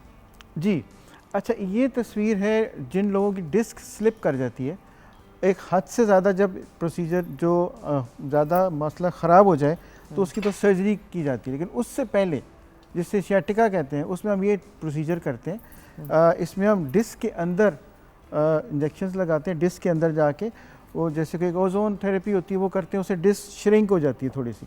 यानी ये वही काम है जो ऑपरेशन करके करना था, हमने 3 से 5 मिनट में किया, बगैर बेहोश किए, बगैर सुन किए, 5 मिनट लगे, आधा घंटा पेशेंट ने रेस्ट किया, वो उसके बाद अपने घर चला गया और अगले दिन वो जाके अपना काम शुरू कर सकता है। पाकिस्तान में तकरीबन हमने कोई 55-60 हज़ार पेशेंट्स किए हैं, वो लोग जिनकी सर्जरी इंडिकेटेड थी। सर्जरी उसके बाद आपका सर्जरी का ऑप्शन है जी। ये उन्होंने कमर दिखाई हुई है, उसके अंदर बीच में जो रेड कलर नज़र आ रहा है वो डिस्क है, इसके अंदर वो प्रोसीजर की ये डिस्क है जिसके अंदर हम प्रोसीजर करते हैं। तो ये इसमें दर्द भी नहीं होती, इसमें बेहोश भी नहीं करते, कोई टांका भी नहीं लगाते, कोई सुन भी नहीं करते। ये लेटेस्ट ट्रीटमेंट है जो हम करते हैं। ठीक है, ओके, नेक्स्ट पिक्चर की तरफ चलते हैं अब हम। लेट्स सी के what other images we have, क्योंकि अच्छा ये क्या है डॉक्टर? हाँ जी, ये एक्सरे है पाँव का, और पाँव के नीचे वाली हड्डी, एड़ी के नीचे एक चोंच सी निकली हुई नज़र आ रही है आपको। ये अक्सर लोगों को एड़ी में दर्दें होती हैं जिसको हम स्पर कहते हैं, यानी वो ये एड़ी वाली हील स्पर, ये वो है। अच्छा, इसके लिए क्या कर सकते हैं? इसके लिए 2 तरीके हैं। हम लोग इसके अंदर भी एक इंजेक्शन लगाते हैं जो हील स्पर की पेन को, चूँकि उससे सोजिश हो जाती है, वो सोजिश ठीक हो जाएगी तो दर्द ठीक हो जाती है। 90% ऑफ द टाइम आपको सर्जरी की ज़रूरत नहीं पड़ती है, सिर्फ एक इंजेक्शन छोटा सा इस हील स्पर को ठीक कर देता है, पेन को ठीक कर देता है। यही मैं अर्ज़ कर रहा हूँ कि surgery is a way beyond, काफ़ी आगे है। अगर ज़रूरत पड़े तो वो करें, उससे पहले बड़ा कुछ। हम वो लोग हैं जो दवाइयों और सर्जरी के बीच में हैं, अगर हमारे से चीज़ निकलेगी तो फिर सर्जरी की ज़रूरत पड़ेगी। हर बंदा, जैसे घुटने की सर्जरी है, हर बंदा अफोर्ड नहीं कर सकता, हर बंदे के पास इतनी शायद सेहत भी नहीं है कि उसे एनेस्थीसिया वाले इजाज़त दें कि अब सर्जरी करें, तो उनका क्या करें? उनको ऐसे ही छोड़ दें? तो हम उनको प्रोसीजर्स करते हैं, उनको इंजेक्शंस लगाते हैं जिसमें स्टीरॉइड्स भी नहीं हैं, ताकि उनकी पेन कम से कम मैनेजेबल हो जाए, सेटल हो जाए। जिनकी सर्जरी नहीं हो सकती वो अपनी ज़िंदगी के दिन तो ठीक गुजारें, चलें फिरें तो सही। सही। नेक्स्ट पिक्चर देखते हैं, हमारे पास क्या है? ये बिल्कुल ये वही है जी, ये नी की घुटने की घुटने की ये जो निशान बना हुआ है ये वो चीज़ है कि घुटने की स्पेस खत्म हो गई है। देखिए दूसरी साइड पे अगर आप व्यूअर्स जहाँ पे एरो नहीं है अगर देखेंगे तो वहाँ पे स्पेस है, ठीक है, मगर उस साइड पे जहाँ पे हमने एरो बनाया हुआ है सफ़ेद उसमें आप देख रहे हैं कि गैप कम हो गया। ये गैप क्यों होता है कम डॉक्टर? ये गैप होता है बीच में ना कार्टिलेज होती है, जैसे अल्लाह ने कुशन बनाया कि दो हड्डियाँ आपस में टकराए ना, वज़न ज़्यादा होने की वजह से या लैक ऑफ एक्सरसाइज से वो कार्टिलेज और एज के साथ वो खिंचना शुरू हो जाती है, जैसे हड्डी से हड्डी टकराती है। हम इसमें अब अल्ट्रासाउंड के ज़रिए या अपनी बाकी मशीन्स के ज़रिए इंजेक्शंस लगाते हैं और उससे ये स्पेस तो बहुत बेहतर नहीं होती लेकिन दर्द ठीक हो जाती है और मज़ीद कार्टिलेज का डैमेज जो है वो ख़त्म हो शुरू हो जाता है। जैसे हम एक PRP करते हैं और मुख्तलिफ प्रोसीजर्स करते हैं, ये भी सारे के सारे 5 से 7 मिनट के प्रोसीजर्स हैं, किसी में बेहोश नहीं करते, किसी में सुन नहीं करते, किसी में टांका नहीं लगाते। सो ये भी बहुत मैनेजेबल है। तो ये उसकी तस्वीर है, घुटने की तस्वीर है। ओके, नेक्स्ट पिक्चर की तरफ पढ़ते हैं अब हम। एंड जी ये भी वही घुटने की दर्द की बहुत सारी वजह हैं। ये उनमें से एक और वजह जिसमें घुटने की ऑस्टियोआर्थराइटिस इसको कहते हैं, इसमें सोजिश हो जाती है, ये भी ट्रीटेबल है। इसमें भी अच्छा जो ट्रीटमेंट हम करेंगे उसमें दवाइयाँ कम होती जाएंगी, एक आध टैबलेट रह जाएगी, वो जो 5 सुबह 5 दोपहर शाम वो ख़त्म हो जाता है काम। अच्छा, आर्थराइटिस का बताएं डॉक्टर साहब, आर्थराइटिस क्या एक ट्रीटेबल, क्योंकि लोग कहते हैं एक दफ़ा आपको रूमेटॉइड आर्थराइटिस हो जाए ना तो फिर आपने सारी ज़िंदगी अजियत में ही रहना है। अच्छा, ये दो चीज़ें हैं, एक रूमेटॉइड आर्थराइटिस है, एक ऑस्टियोआर्थराइटिस है। ऑस्टियोआर्थराइटिस जो है ये तो बाज़ वक़्त कैल्शियम की कमी की वजह से, वज़न ज़्यादा होने की वजह से, जेनेटिक रीजंस भी होते हैं, और जो रूमेटॉइड आर्थराइटिस है उसमें भी जेनेटिक रीजंस होते हैं। जो रूमेटॉइड आर्थराइटिस में चूँकि सारी बॉडी इन्वॉल्व है उसको मैनेज किया जाता है। अक्सर औक़ात रूमेटॉइड आर्थराइटिस ख़त्म नहीं होता, कि अगर उसको मैनेज करके टोन डाउन कर लें तो वो जो हर वक्त की दर्दें हैं, वो तकलीफ़ है, वो कम हो जाती हैं, ख़त्म हो जाती है। और ऑस्टियोआर्थराइटिस के लिए अगर थोड़ा सा अपने विटामिन डी की जैसे मकदार है, कैल्शियम है, अपनी डाइट बेहतर कर लें, दूध लेते रहें, थोड़ी सी वॉक कर लें, तो ऑस्टियोआर्थराइटिस अक्सर या होता नहीं है या बहुत लेट जाके होता है। अच्छा, बट इसकी पेन मैनेजमेंट प्रॉपर तरीके से हो सकती है, पेन मैनेजमेंट पॉसिबल है। और हम तो इस बात के कायल हैं कि पेन मैनेजमेंट से भी पहले अगर आप अपना ध्यान खुद कर लें, थोड़ी सी एक्सरसाइज कर लें, थोड़ी सी वॉक कर लें, तो आपको पेन मैनेजमेंट वाले के पास जाने की भी ज़रूरत नहीं पड़ेगी। Amazing. Okay, do we have any more pictures? वो भी हम, ओह देयर वी गो। हाँ, ये जी, ये बैक कमर दर्द की है, ये वही जो मुख्तलिफ़ किस्म की दर्दें हैं, उन दर्दों को डायग्नोस करना ज़रूरी है। और ये तमाम जो दर्दों की किस्में मैं आपको बता रहा हूँ, तमाम की तमाम ट्रीटेबल हैं। सिर्फ उनको ये पता चल जाए कि दर्द कौन सी है, इसको हम एक छोटे से इंजेक्शन से ट्रीट कर सकते हैं। बहुत मज़े की बात ये डॉक्टर साहब कि देखें ये सारी जो आप तस्वीरें दिखा रहे हैं, मैं गारंटी देती हूँ कि इस वक्त जो लोग देख रहे हैं किसी ना किसी ने किसी ना किसी तस्वीर से रिलेट किया है कि हाँ मुझे ये, मुझे ये, मुझे ये। अच्छा, नेक्स्ट पिक्चर देखते हैं हम। ओफ, ये मेरी ज़िंदगी का एक सबसे जो कहते हैं ना पेनफुल, जो वो कहते हैं ना कि यहाँ पे अक्सर मुझे दर्द होती है सर। ये जनाब दर्दें उन लोगों को होती हैं यहाँ पे जी, इतनी मुझे वो जो कहते हैं ना कि कभी कभी बैठे बैठे जिस तरह अभी शो आपके साथ हम बात कर रहे हैं, सारा कुछ कर रहे हैं, हो सकता है अगले सेगमेंट के अंदर मेरे यहाँ पे पेन शुरू हो जाए। एक तो ये फाइब्रोमाइल्जिया की किस्म है, नंबर 1। नंबर 2, ये जो नेक पेन्स है ये मोस्टली उन लोगों में होती हैं जो ज़्यादा लॉन्ग सिटिंग है, जिनकी जो कंप्यूटर का काम करते हैं, जो लैपटॉप्स में बिज़ी रहते हैं, जो फिर बहुत एक्सरसाइज नहीं करते। अब अच्छा, एक बात मैं बीच में बताता जाऊँ कि जो हमारे वो लोग जिनकी लॉन्ग सिटिंग है उनके लिए टिप ये है कि जिनकी लॉन्ग फ़्लाइट्स हैं, लंबा सफ़र है, दफ्तर में लंबा काम है, आधे पौने घंटे के बाद वो उठें, एक चक्कर लगाएं 1-1.5 मिनट का, फिर आके बैठ जाएं। ये सारी ये वाली दर्दें या कमर की दर्दें ये बहुत बेहतर हो जाएंगी या नहीं होंगी। तो ये जो नेक पेन्स हैं ये मोस्टली जो हमारी आजकल की कंप्यूटर वाली जनरेशन है, लैपटॉप वाली जनरेशन है, उनमें बहुत ज़्यादा, चूँकि ये लोग अपनी जगह पे बैठ के काम कोई भी नहीं ये देखें ना डॉक्टर साहब, अब जैसे कि पूरा एरिया कुछ लोगों का जो है ना वो इतना पेन कर रहा होता है कि हड्डी तो अपनी जगह, लेकिन उसके साथ का जो एरिया है ना उसमें से आग निकल रही होती है और ये सारे का सारा नम हो जाता है, सारे का सारा खिंच जाता है, खिंचाव आ जाता है। उसको जैसे आप कह रही थी कि हाथ भी नहीं लगता उसको, तो मसल सारे टेंस हो जाएंगे, वो पेन करते हैं। तो ये सारी की सारी विद टाइम ये ट्रीटेबल है, ये हम इसी को हम इसको ट्रीट भी करते हैं। तो थोड़ा सा टाइम लगता है, लेकिन ये थोड़ी एक्सरसाइज बताई जाती है, थोड़ी सी दवाई दी जाती है और कुछ इंजेक्शन लगाए जाते हैं, ये ठीक हो जाती है। ठीक हो जाता जी। है। ओके, लेट्स लुक एट हमारे पास 2 और आई थिंक है पिक्चर। अच्छा, ये डिस्क की तस्वीर है, ये जो आपको बीच में एक ब्लैक कलर की चीज़ बाहर निकली हुई नज़र आ रही है, हाँ जी। ये वो डिस्क है जिसके लिए सर्जरी एडवाइस की जाती है। इसके लिए हमने वो ओजोन की थी, इसके लिए वो 5 मिनट का प्रोसीजर किया था।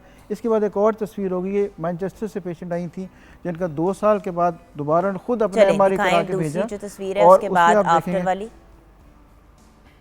तो उसमें वो डिस्क ये डॉक्टर साहब, जी, अब देखिए इसमें वो जो पहले निकली हुई डिस्क थी वो अब ठीक हो गई है, बैलेंस में आ गई। So without surgery, without operation हम इसको ट्रीट कर सकते हैं आसानी से। और फिर सर्जरी की ऑप्शन तो आपके पास हमेशा मौजूद है, वो तो आप कभी भी करा सकते हैं। तो ये वो प्रोसीजर है जिसमें एनेस्थीसिया देने की ज़रूरत नहीं है, सुन करने की ज़रूरत नहीं है, बेहोश करने की ज़रूरत नहीं है, काटने की ज़रूरत नहीं है, टांका लगाने की ज़रूरत नहीं है। ये डिस्क को अंदर से फाइब्रोस या छोटा कर देते हैं। तो ये ओजोन इसमें लेटेस्ट ट्रीटमेंट है, और बहुत सारे प्रोसीजर्स मौजूद हैं जो कि हम कर सकते हैं, और ये तमाम काम पेन मैनेजमेंट वाला करता है। तो डॉक्टर साहब फाइनली अगर हर मसले का हल है तो मसला होने से पहले अगर हम उसको रिजॉल्व कर लें तो क्या बेहतर नहीं होगा? तो वो क्या टिप्स आप देंगे लाइफस्टाइल से रिलेटेड जनरली, जिससे हम अपने आप को पेन से बचा सकते हैं? क्या कहेंगे? अच्छा, एक पेन का जिक्र हमने नहीं किया, वो माइग्रेन है, जो मुझे बहुत ज़्यादा होती है। हर बंदे को माइग्रेन होता है। हम माइग्रेन को भी ट्रीट करते हैं, वो भी बगैर लंबी चौड़ी दवाइयों के, वो भी ट्रीटेबल है। अच्छा, दूसरी जो चीज़ जो आपने मेरे से पूछी, 2 चीज़ों का ख्याल रखें। एक तो ये कि कोई ना कोई ज़िंदगी में कोई एक्सरसाइज, कोई वॉक वो ज़रूर शामिल करें। नंबर 2, अपनी ज़िंदगी में डाइट बेहतर रखें, खुराक अच्छी रखें, सोने का टाइम, खाने का टाइम पर रखें, और always sit with your back straight.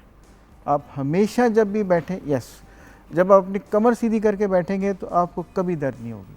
अब जब आप कमर में वो कर्व दे के बैठेंगे तो दर्दें शुरू हो जाएंगी। तो ये 2-3 टिप्स अगर आप एक थोड़ी सी वॉक कर लें, अपने कमर को सीधा रखें, गर्दन को सीधा रखें, तो ये दर्दें और नहीं डिवाइसेस होंगी। की थोड़ी जान छोड़ दें। एग्जैक्टली। मैंने देखा है अगलों को फ्रोजन शोल्डर हुआ होता है, बाँह नहीं हिलती लेकिन मोबाइल पकड़ा हुआ है और खेल रहे हैं। एंड आई एम लाइक, अगर इतनी दर्द हो रही है तो फिर मोबाइल किस तरह पकड़ा हुआ है?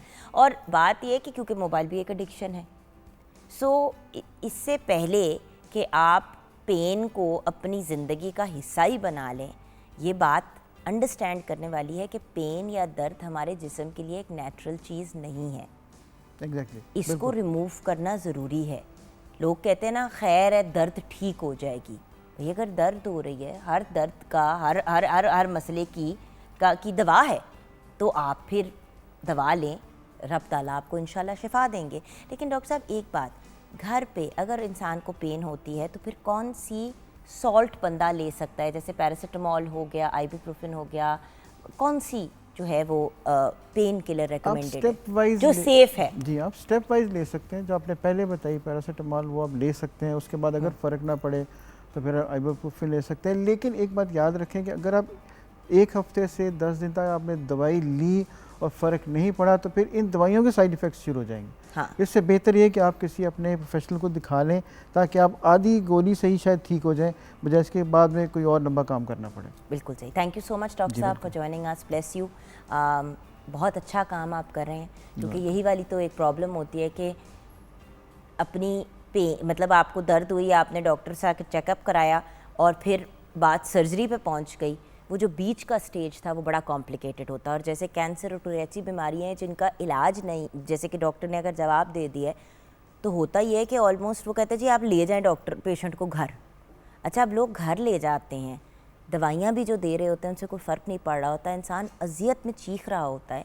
तो इससे पहले कि कोई इंसान इतनी पेन से गुजरे, किसी इंटरवेंशनल पेन मैनेजमेंट एक्सपर्ट से अगर आप बात कर लेंगे तो आपकी ज़िंदगी बहुत आसान हो जाएगी। और जैसे डॉक्टर साहब ने कहा, मेयो हॉस्पिटल में तो ये लोग ये काम फ्री में कर रहे हैं, so definitely check it out. So छोटी सी ब्रेक के बाद आएंगे। डॉक्टर साहब का बहुत बहुत शुक्रिया।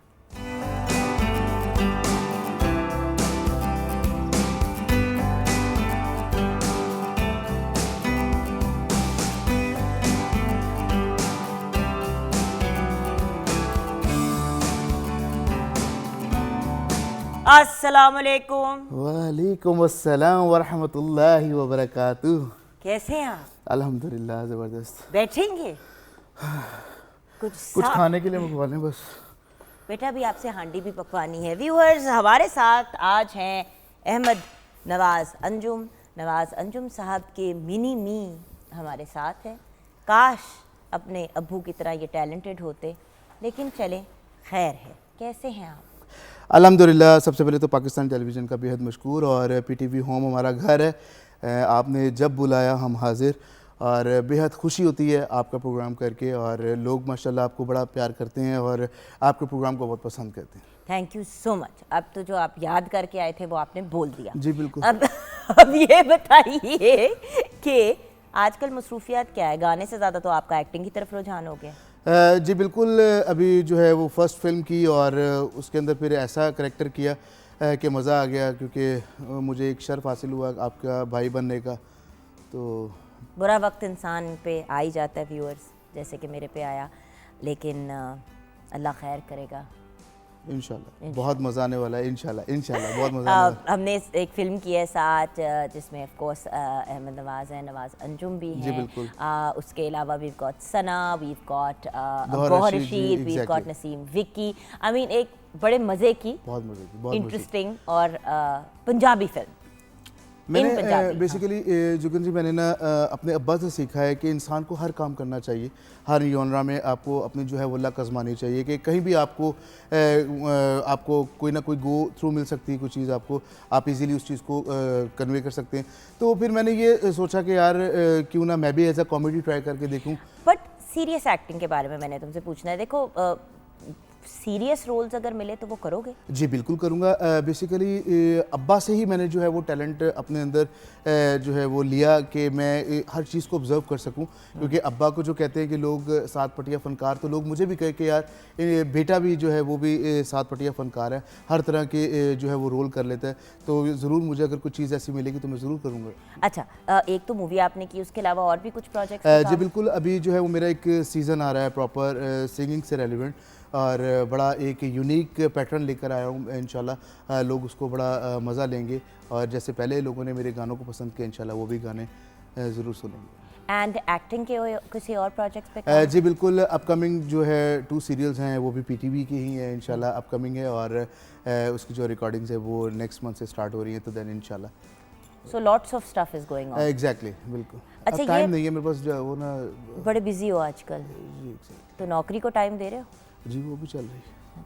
कर रहे हो नौकरी? जी पक्की बात है? 100%। लग उसके नहीं बगैर गुजारा नहीं। उसके बगैर गुजारा नहीं है। Exactly। अच्छा, ये बताओ कि खाना खाने का तो बड़ा शौक है, खाना पकाना भी आता है कि नहीं? थोड़ा थोड़ा आता है, बस अंडा बना लेता हूँ। आए ज़रा, आपको आज हांडी पकाना या सिखाएं। अल्लाह। आइए जी, आइए ज़रा। बिस्मिल्लाह। हिबा बेटे, ये आके सिर्फ हमारे घरों में खाना खाता है, खुद कभी ये कुछ नहीं बनाता, तो ज़रा हम इसको हांडी बनाना सिखाएं। ओके। अच्छा, तो ये बताए ना कि हमने अभी तक कहाँ तक पहुँची है हमारी चिकन्स? ये तैयार हमारी है, बस हो हांडी गया ऑलमोस्ट हमारा। रेडी है, बस वेजिटेबल्स एंड पे ऐड करेंगे। ये जैसे कि व्यूअर्स आपको कहा था, अब देखें कि डिश तैयार है। अब जब हमने इसको सर्व करना होगा तो तब हम इसके अंदर vegetable शिमला add मिर्च। करेंगे। अच्छा, अनियंस को क्या किया आपने? सौते किया? लाइटली सॉटे किया। अच्छा, ओके। एंड पे ऐड कर देंगे। एंड में ऐड कर देंगे, और इसको सर्व भी अगर मिट्टी की हांडी में करें। अच्छा, Yes, मिट्टी बहुत की अच्छा हांडी में लगता है। बनाने से कोई इशू तो नहीं आता? कोई मतलब कोई स्पेसिफिक किस्म की हांडी? लेकिन ना, पराठा बनाओगे? जी आई ट्राई। हाथ दो, कर रहा। हाथ दो अपने, हाथ दो। अभी इससे जरा बनवाते हैं। हाँ हाँ, तुम्हारे पेड़े का इसने बेड़ा गर्क कर देना, तो उसको कहो कि अब खुद ही बनाए। चल बेटा, आप पराठा बनाते हैं। चलो, आज हमें आप पराठा बनाना सिखाएंगे। डन हो गया? हाँ जी, वो ऑन है। वो ऑन है? यस। अच्छा जी, ग्रेट। आइए जी, या अल्लाह। ये है आपका, उसको मत हाथ लगाना। करना क्या है इसको? कभी बनाई है रोटी जिंदगी में? क्या कर रहे हो? I try level my best इंशाल्लाह। अच्छा, तो इसमें आपने कोई ऑयल शॉयल नहीं लगाना, जिस तरह वो बलों वाला बना रही हैं? नहीं, वो अभी है। अच्छा, वो बनेगा। बिल्कुल, अभी आपने इसके बल बनाने हैं। हमें वैसे अहमद को ना as one of our chefs रख लेना चाहिए, क्या कहती हो? बिल्कुल, दैट्स नाइस। ऑयल नहीं लगाया मगर आपने ऑयल नहीं लगाया, आप बल्लों वाला बना रहे हैं ऑयल के बगैर? हाँ, जी बिल्कुल।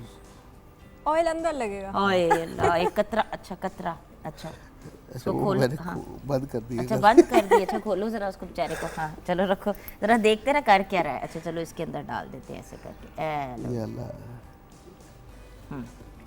अब इसको लमेट दो तुम। इसको कर क्या रहे हो? I try level my best. अच्छा बल्लो होना चाहिए, देखते हैं ना कि बनाता कैसा है। अच्छा दवा तैयार है। अच्छा ओए होए होए। अच्छा वो उसको देख के कॉपी की है, क्या बात है आपकी। अच्छा अब इसको क्या पराठा हुआ? की शेप में भी बनाते हैं आप, क्या बात होगी। ये क्या हुआ है? हाँ अच्छा क्या मतलब ये क्या हुआ है? उसकी चून जुस्सी निकाल दी है आपने। हाँ अब क्या करना है इसको? अब इसके साथ हम अच्छा अच्छा इसको करेंगे ऐसे। जी बिल्कुल। ये इसका तो आपने खाल क्या कर दिया है? अच्छा बस वो ऑयल ज़्यादा गिर गया उसके अंदर। नहीं ऑयल क्या ज़्यादा गिर गया, मेरे पे डालने की कोशिश कर रहे हो बात। अच्छा इसकी हाय हाय हाय हाय हाय हाय हाय। इसको कोई हो तो करे। कंट्रोल। इसको इस पे मैदा डालें थोड़ा सा। ये हो गया पराठा। ये हो गया पराठा। चलो हाँ ये अहमद नवाज का। हाय अल्लाह माफी दे। करो नहीं ये इसको ऐसे लगा रहा है। मैंने तुम्हें ही खिलाना है फिर ये पराठा बिठा के। दोबारा हाँ करते हैं। इसको अब आप गोल करके इस पे मैदा डाल के इसको बेलें। इसको आप इसमें एक दफ़ा रोल करें। ये अल्लाह, मेरी माँ ने मुझे अहमद नवाज कोई शर्म करो। आई होप कि तुम्हारी वाइफ और तुम्हारी अम्मी देख रहे हो इस वक्त। ये बड़ा ही एक इम्पॉर्टेंट मरहला है तुम्हारी ज़िंदगी का। इसी से डिसाइड होगा कि अब तुम्हारा फ्यूचर क्या होगा। अगर अच्छा पराठा बना दिया तो इसका मतलब है कि एज एन एक्टर तुम कामयाब हो जाओगे। इंशाल्लाह। लेकिन अगर बुरा पराठा बनाया, उसकी तुम मालिश कितनी कर रहे हो बेचारे पराठे की? वो खोलने की कोशिश कर रहा अच्छा खोलने की कोशिश करे। अलमारी है या पराठा है? ज़रा ज़्यादा डाल लो ना ऊपर ताकि वो चिमड़ ना जाए। हूँ। यस। अब इसको घुमा दो और फिर दूसरी साइड से भी मैदा लगा दो बेचारे के ऊपर और उसको बेल दो। ये अल्लाह आज कहाँ- इतना को मुश्किल काम है ये ज़िंदगी में। छोटी सी बच्ची है वो बना लेती है पराठे, तुमसे नहीं पराठे बनाए जा रहे। अच्छा वो लंबा सा होता जा रहा है कुछ उसको। अच्छा अच्छा बेटा पराठा वैसे इससे ज़रा बड़ा। ये व्यूअर्स पराठा जो है वो अहमद नवाज का हाय। ये इतना खूबसूरत जो पराठा, वैसे तो रोज़ी रोटी को हमें रोटी को बुरा नहीं कहना चाहिए इन एनी वे, बट अल्लाह आपको पूछेगा कि ये आपने किस किस्म का पराठा बनाया है। अल्हम्दुलिल्लाह मैं कामयाब हूँ। आप कामयाब, ये आपकी कामयाबी है। अच्छा जी हमारे पास चिमटास है। अच्छा जी ये ज़रा पराठे की शक्ल देखें। नहीं अभी हमने अहमद नवाज को खिलाना भी है ना, क्योंकि अगर वो इतना इसने खूबसूरत शेप का पराठा बनाया तो फिर हमें। इंशाल्लाह बनेगा। अच्छा जी चलें जी ये हम देखते हैं कि इस बेचारे पराठे के साथ क्या हुआ है और क्या नहीं हुआ है। बल्कि ब्रेक के बाद ही दिखा देंगे क्योंकि हालात जो हैं ये अब आप खाएंगे। ये जो आपने बनाया ना ये अब आप खाएंगे भी, समझ रहे हैं आप? अल्लाह मियाँ बन जाए। नहीं वो ये तो कच्चा आटा भी खा जाएंगे, इनका कुछ कोई गारंटी तो नहीं है। बन गया। अच्छा जी ये बन गया, ये अब आप वहाँ पे बैठ के खाएंगे, समझ आइए? ये आप जल्दी से बना दो। नहीं ये क्यों जल्दी से बना दें, ये तो बिल्कुल भी नहीं बनाएंगी। हम ज़रा व्यूअर्स ब्रेक की तरफ जा रहे हैं। इनका जो ये हसीनो जमील पराठा है ये ब्रेक के बाद हम इनको खिलाएंगे और आपको दिखाएंगे भी। आप हमारे साथ रहिएगा।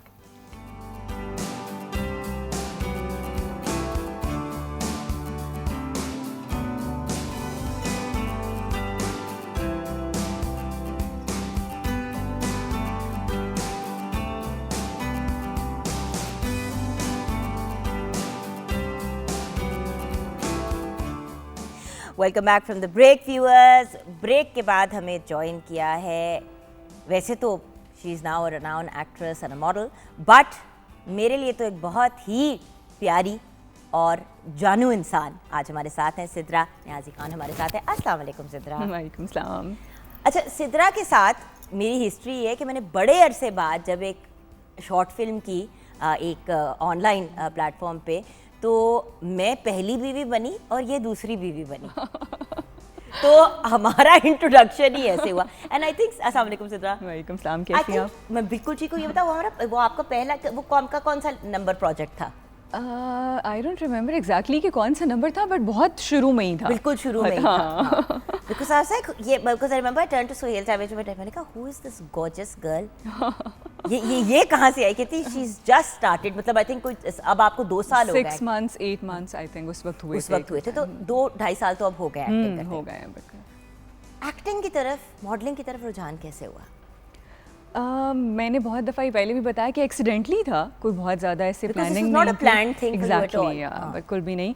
तो बस ऐसे ही एक मैंने टेलीफिल्म की थी और वो वैसे ही की थी कि एक कोई चीज़ आप ट्राई करते हैं जस्ट करके देखने के लिए, और वो अच्छा उसका रिस्पांस था, और उसके बाद अपॉर्चुनिटीज़ मुझे मिली और बट चलता वो रहा। टेलीफिल्म की आपको ऑफर आई थी खुद मतलब उसके पीछे बैक स्टोरी क्या थी? उसके क्योंकि वो पीछे- पहली एंट्री मुश्किल, बहुत से लोगों के लिए मुश्किल भी होती है, I और मैं know. यही एक्सप्लेन करती हूँ कि कुछ लोगों के लिए नहीं भी होती। बहुत मुश्किल होता है। नहीं, वो ऐसे हुआ था कि मैं जो उसके डायरेक्टर थे हसीब, और उनकी वाइफ को मैं जानती थी, वो उसी जगह पे रहते हैं जहाँ मैं रहती हूँ। तो उन्होंने वहाँ पे मुझे देखा, और देखते ही उन्होंने मुझे पहली दफ़ा में ये बोला कि आपको स्क्रीन पे काम करना चाहिए। तो वो तो मैंने उनसे कहा कि मैंने तो कभी इस तरह से सोचा ही नहीं है। तो उनके पास फिर ये एक वो टेलीफिल्म बना रहे थे, तो उन्होंने मुझे कहा एक रोल है, तो आप अगर ट्राई करना चाहें तो करके देखें। तो बस इस तरह से उन्होंने अप्रोच किया। वो कोई ऐसा प्लान नहीं था कि मैंने किसी को कुछ भेजा हो या और बात कभी की हो। पहले एक्टिंग नहीं की थी? कभी मतलब नहीं। स्कूल में कभी नहीं। एनीथिंग? नहीं, बिल्कुल भी नहीं। कभी मैं बहुत स्क्रीन पे किसी को एक्टिंग करते हुए देखा और खुद उसको घर पे किया हो कि यार मैं ऐसे नहीं, बिल्कुल भी नहीं, नहीं। सो देन एक्टिंग बिल्कुल। अब कैसे लगती है? अब 2 साल कर लिया ना? 2 साल कर तो लिया। कैसा लग, मतलब डू यू एंजॉय इट और यू डोंट? काम लगता है या मजा आता है? सच बोल। अजगन शुरू में तो टफ था, बिकॉज जब आप एक पर्सनालिटी आपकी शाय हो, इंट्रोवर्ट हैं आप, बहुत ज़्यादा उस तरह से वो चीज़ें नहीं करते जैसे जो लोग स्कूल में थिएटर या इस तरह की चीज़ें करते हैं, उनके लिए आई थिंक कंपैरेटिवली शायद इजी होता है। तो उस तरह से मेरे लिए थोड़ा सा मुश्किल था शुरू में कैमरा फेस करना, और बिल्कुल आप जैसे क्लूलेस होते हैं, आपको कुछ भी नहीं पता कि कैसे करना है, क्या करना है। बट जब आप खुद को स्क्रीन पे देखते हैं, एक प्रोजेक्ट, 2, दूसरा, तीसरा, फिर आहिस्ता आहिस्ता इवेंचुअली आपको समझ में आने लग जाता है कि कैसे करना है। इससे पहले क्या कर रही थी? इससे पहले मैं लिखने की कोशिश कर रही थी। मेरा स्क्रिप्ट राइटिंग में बहुत ज़्यादा इंटरेस्ट था। मुझे ये था बहुत ज़्यादा कि मैं लिखूं, स्क्रिप्ट्स लिखूं, और ड्रामा उसके लिए या जो भी वो होता है। कुछ आर्टिकल्स भी मैंने लिखे सोशल इश्यूज़ पे, तो लिखने की तरफ रुझान था मेरा बहुत ज़्यादा। ओके, सो उधर से भी उधर से direction बिल्कुल, आई। हाँ, एक लेकिन inspiration। फिर जब स्क्रिप्ट आती है सामने, और अगर कभी स्क्रिप्ट्स कभी बहुत ही रंग बिरंगी सी आती हैं सामने, ज़्यादा नहीं कुछ कहना चाह रही, बट मतलब कभी कभी बंदा स्क्रिप्ट देख के कहता है आर यू सीरियस, ये लाइन बोलनी है, तो फिर एज अ राइटर अंदर कुछ होता नहीं है? ऐसा कभी होता है। एडिट करती हो? बिल्कुल करती हूँ। अभी मैंने रिसेंटली एक प्रोजेक्ट किया, उसमें सकीना समूह थी मेरे साथ, और हम दोनों वो सीन करने जाने से पहले बैठते थे, उसकी रीडिंग करते थे, और उसमें बहुत ज़्यादा बैठकर लिखते थे, चेंज करते थे कि ये सिचुएशन, इसके पीछे ये हुआ है, वो पूरा से आंखों से बाग देखते हुए कि इस तरह से ये है, तो ये लाइंस नहीं बनती और इस तरह से होनी चाहिए। और वो भी बहुत ज़्यादा कोऑपरेटिव थी, तो अगर आपके साथ, जिसके साथ आपका सीन है, अगर वो बहुत ज़्यादा विलिंग हैं चेंज करने के लिए, तो आपको बहुत ज़्यादा हेल्प होती है और आप कर सकते हैं। अब इतना ज़्यादा हार्डली कहीं होता है कि वो आपसे उनकी रिक्वायरमेंट हो डायरेक्टर की या किसी की, कि वो आप एग्जैक्ट बोलें, तो आप अपनी तरफ से उसको चेंज कर सकते हैं थोड़ा बहुत जो आपको लगता है। तो ये अच्छी बात है, मुझे लगता है आपको अपनी थोड़ी सी वो दिखाने का भी मौका मिलता है कि किस किस्म के कैरेक्टर्स, किस किस्म का जॉनरा ज़्यादा एंजॉय करती हो? मुझे लगता है अभी तक जो मैंने किया है उसमें जो नेगेटिव रोल्स किए हैं मैंने रिसेंटली, और मुझे अब ये होता है कि मैं क्यों कर रही हूँ ज़्यादा नेगेटिव, बट मैंने इन्जॉय किया है वो करते हुए। बिकॉज़ मुझे ये लगता है कि जब असल लाइफ में आप उस तरह से नहीं होते, आप बहुत ज़्यादा कंपोज्ड, प्रॉपर, पॉजिटिव रहने की कोशिश करते हैं, सिचुएशन के अकॉर्डिंगली बिहेव करते हैं, रिएक्ट करते हैं। कि कुछ लोग भी ऐसे भी होते हैं ऑपोजिट ऑफ यू? जी इंशाल्लाह ट्रायल लेवल में best. You will try your best इंशाल्लाह। इसको तंग करना भी पर्सनल जिम्मेदारी है। इसके साथ मैंने भी रिसेंटली एक पंजाबी फिल्म की। Really? अच्छा, वुड यू एवर डू मतलब work in different languages? Why not, I am Punjabi, कर सकते हैं बिल्कुल। सराइकी जिस तरह मुझे समझ तो पूरी आती है, बोलने में थोड़ा सा बाज़ दफ़ा वो होता है, बट वो आप जब आपको समझ आती है तो आप जल्दी बोल सकते हैं। तो मुझे लगता है पंजाबी, सराइकी जो भी वो है वो ज़रूर करना चाहिए अगर कोई अपॉर्चुनिटी हो तो। Let's go back, growing up, कहाँ पे बड़ी हुई, क्या मतलब, I want to know your story. Okay, मैं असल में मियाँवाली से हैं हम लोग, हमारा मेरे फादर और उनकी फैमिली वहाँ से है, और अम्मी मेरी लाहौर से थी। तो मैं पैदा लाहौर में हुई थी, और यहीं पर शुरू से यहीं पर रही, और सारा फिर हमें छोड़ के कराची चली गई क्यों? वो काम की वजह से भी मेरा ख्याल है इतने सारे लोग, मैं ये देखती हूँ कि हमारी इंडस्ट्री में आधे से ज़्यादा लोग जो हैं वो इस्लामाबाद और लाहौर से हैं। आपने कभी ये नोटिस और की चीज़? मैं वो वही ढीठ हड्डी हूँ जो लाहौर से हिलती आई नो, ये कितना मुश्किल होता है, लेकिन अगर आपने एक प्रोजेक्ट करना है 5-6 मंथ्स आपको चाहिए, तो आप बिल्कुल खाना बदोशों की तरह ज़िंदगी गुजार रहे हैं, आना जाना एक बैग पैक किया, गए, फिर वापस आए। तो आई थिंक ये बहुत मुश्किल होता है जो लोग ऐसे कर रहे हैं। तो इवेंचुअली बहुत ज़्यादा लोगों को मैंने देखा है कि वो फिर सेटल हो जाते हैं उसी जगह पर जहाँ काम होता है, जितना टाइम वो एटलीस्ट वो कर रहे होते हैं। Okay, so you grow up उधर। अच्छा, देन सारी ज़िंदगी फिर लाहौर में रहे हो, मियाँ वाली का कहाँ कहाँ रहे हो? मियाँ वाली तो बचपन में थोड़ा सा टाइम गुजरा, मेरी दादी जिंदा थी तो थोड़ा सा टाइम मैंने वहाँ पे गुजारा, उसके अलावा बाकी सारा लाहौर में ही गुजरा है। ओके, मेन, हाँ। एंड पढ़ाई वगैरह वो भी सब लाहौर से, यहीं से, हाँ बिल्कुल यहीं से, सब कुछ लाहौर में पैदा हुई, यहीं पर एक वो। तो कराची में रहने में और लाहौर में रहने में मुख्तलिफ नहीं लगता? मुझे लगता है मुख्तलिफ बहुत ज़्यादा, जो कि जब आप कराचीइट्स के सामने ये बात करें तो वो उनको बहुत ज़्यादा पसंद नहीं आती, और वो हर वक्त एक वो चल भी रहा होता है ना कि उनको होता है कि अच्छा ये तो बोलेंगे, मुंह खोलेंगे तो पता चल जाएगा लाहौर से, या बात करेंगे तो आइडिया हो जाएगा। एक उन्होंने वो किया हुआ है, एक्सेंट नहीं है वो वाला, उस तरह से नहीं है, बट ये कि बहुत ज़्यादा फ़र्क है। लेकिन मुझे लगता है कि मिजाज का बहुत फ़र्क है, जो एक कल्चरल डिफरेंस है लाहौर और कराची का। अब ये नहीं कि वहाँ लोग हर जगह पे अच्छे बुरे होते हैं, बट मुझे लगता है कि लाहौर के लोगों में ज़्यादा वार्मथ होती है, ज़्यादा शायद मुझे लगता है कि ओरिजिनल होते हैं। ये बात एक कंट्रोवर्शियल उसमें, ये नहीं कि कराची वाले नहीं होते, बट मुझे लगता है कि ज़्यादा होता है। बहुत ओवर एक्सप्रेसिव कौन है? हाँ, हम कुछ बहुत ओवर एक्सप्रेसिव है।